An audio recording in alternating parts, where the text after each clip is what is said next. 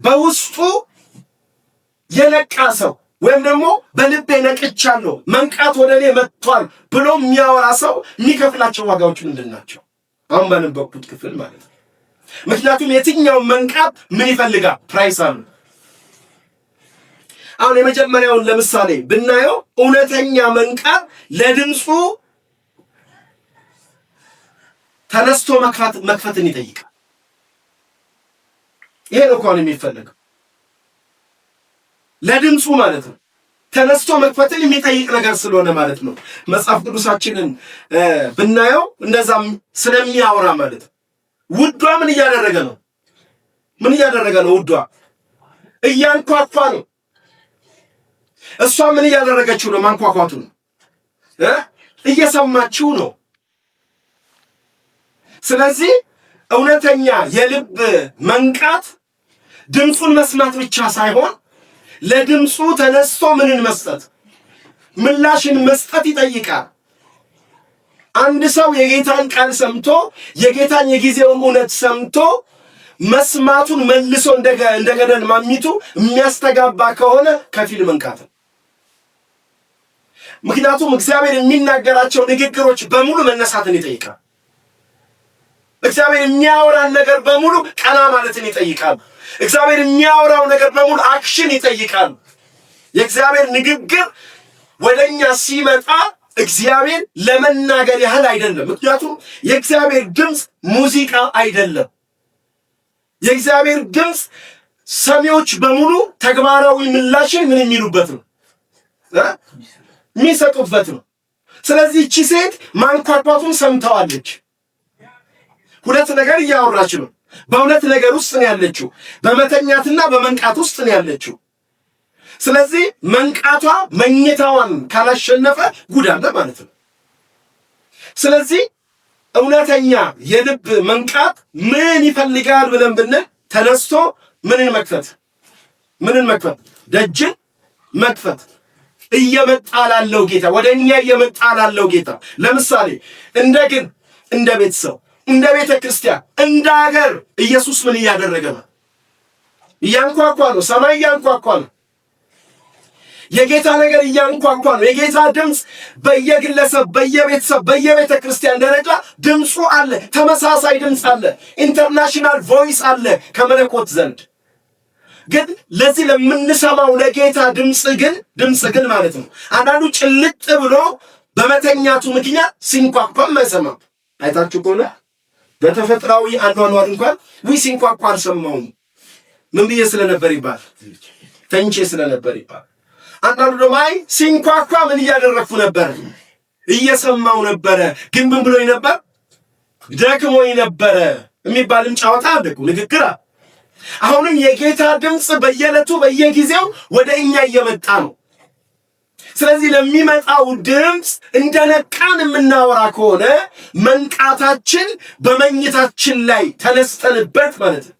በመኝታችን ላይ ዘምተንበት ለሚያንኳኳው ጌታ ምንን መክፈት፣ ደጅ መክፈት ማለት ነው። ስለዚህ የእውነተኛ መንቃት ትርጉም ለድምፁ ተነስቶ ምን ማለት ነው? ምላሽ መስጠት። ሌላው በጣም ወሳኝ ነገር እዚህ ላይ ማንሳት መቻል ያስፈልገናል። ምንድነው ይሄ? ያወለቅነውን ምን ልብስ ተነስቶ መልበስ። አሁን የመጀመሪያ ሪዝን አውት ያደረገችው ምንድነው? መንኳኳቱን ምን ብላለች? ሰምታለች። እንዳትከፍት ደግሞ ትልቁ ምክንያቷ ምንድነው? ቀሚሴን ምን ብያለሁ? አውጥቼዋለሁኝ። ስለዚህ እንዴት ምን አደርጋለሁ? ተመልሼ እንዴት እለብሳለሁኝ? ቀሚሱን ምን ስላደረኩኝ? ስላወጣሁኝ። የውላችሁ እውነተኛ የልብ መንቃት ዋጋ ያስከፍላል። ዋጋ ሳይከፍሉ መንቃት የሚባል ነገር የለም። እስቲ በመንፈሳዊ ነገር እንየው። እኛ የለበስነው ማንን ነው? ማንን የለበስነው? እኛ ክርስቶስን ለብሰናል። የለበስነው ኢየሱስ ልንተኛ ስንል የምናወልቀው አይደለም። ኢየሱስ 24 ሰዓት የሚለበስ የማይገፈፍ የማይወልቅ ልብስን ምን ብለናል? ለብሰናል። ስለዚህ ወደኛ የሚመጣው ጌታ የምንገናኘው ባለበሰን ነገር፣ በጣለብን ነገር ነው። በሌላ ልብስ ኖ ልብሴን አውልቄአለሁ።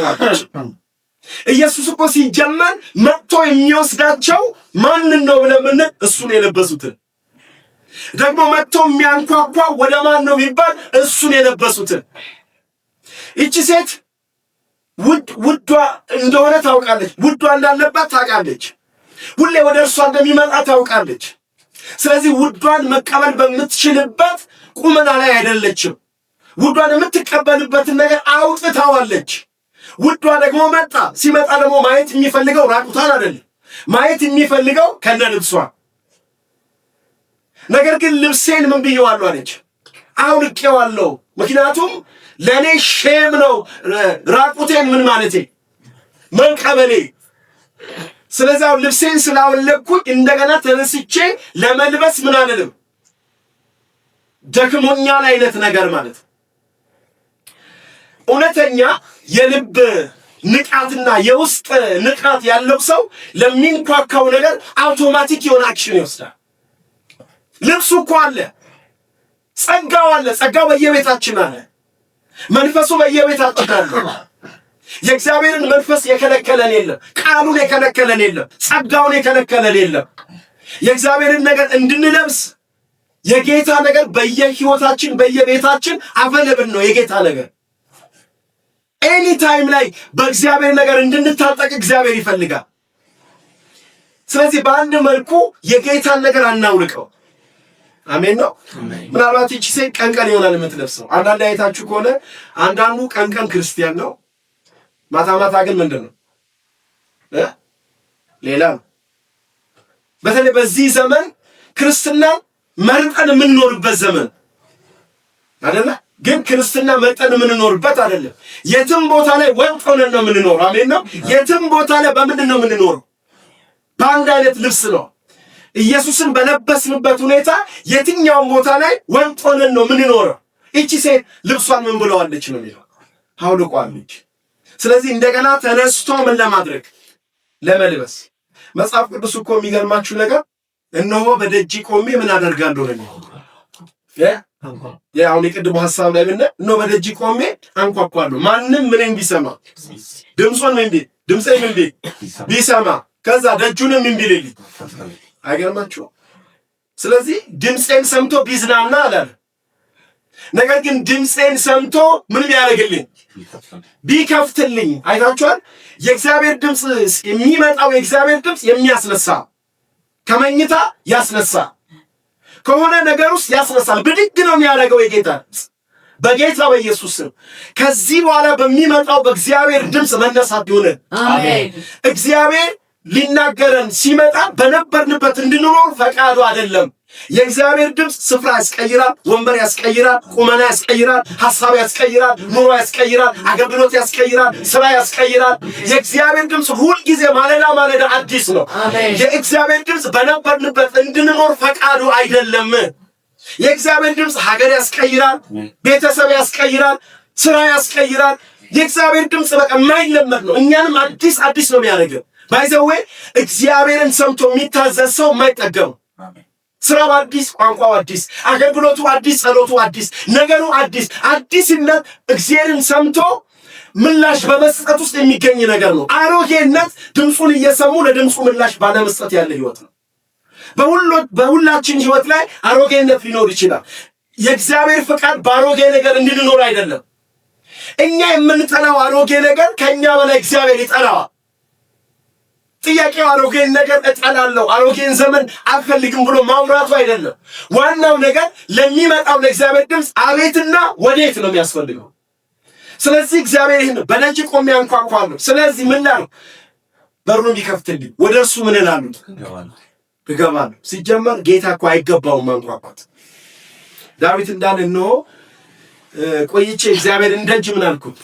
እኛ ደጅ መጥናት የሚገባን እንጂ ጌታ ደጅ መጥናት አይገባም።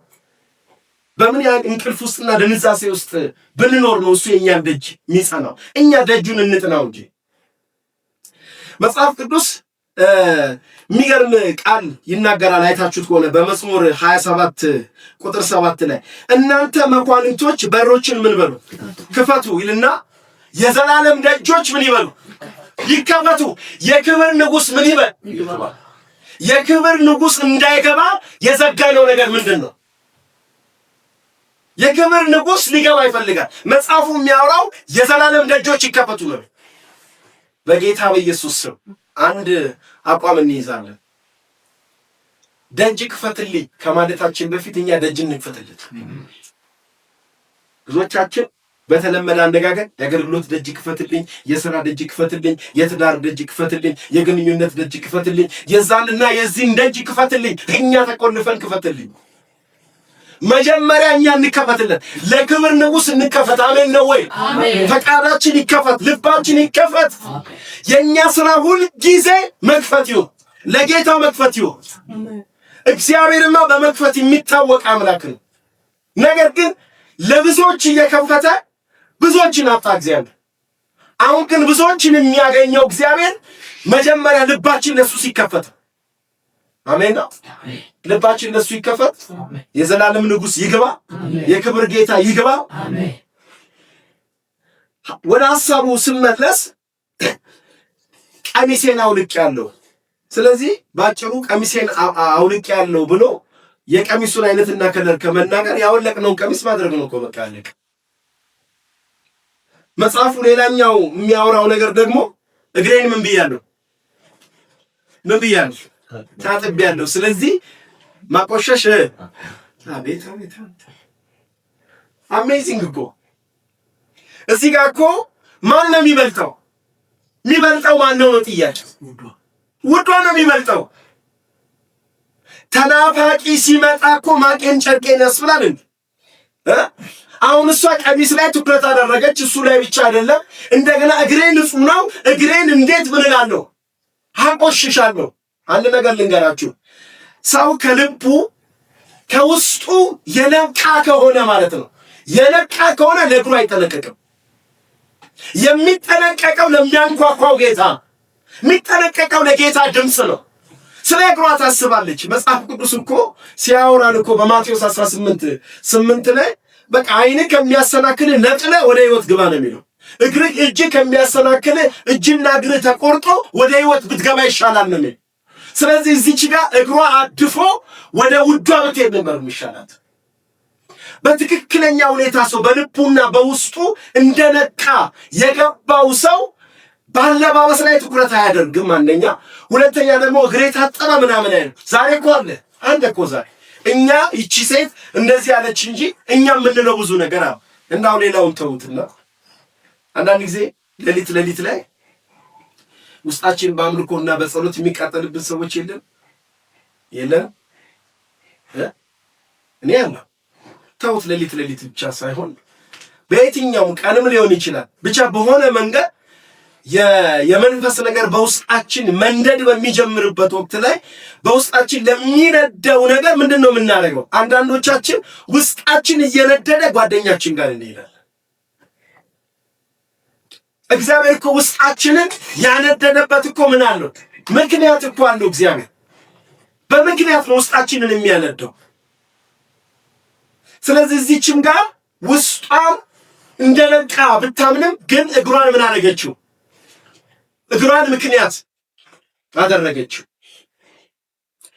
በውስጡ በትክክለኛ ሁኔታ የመንደድና የመንቃት ነገር የገባው ሰው ከእግሩ በላይ ያስባል። አሜን ነው። ስለዚህ ምን ይላል? እግሬን ቆሽሾም ቢሆን ማንን ላገኝ? መጽሐፍ ቅዱሳችን ሲናገር የሚገርማችሁ ነገር ሌላኛውን ሐሳብ ስናየው ለፍቅሩ ቃል የፍቅርን ምላሽ ነው የምንሰጠው።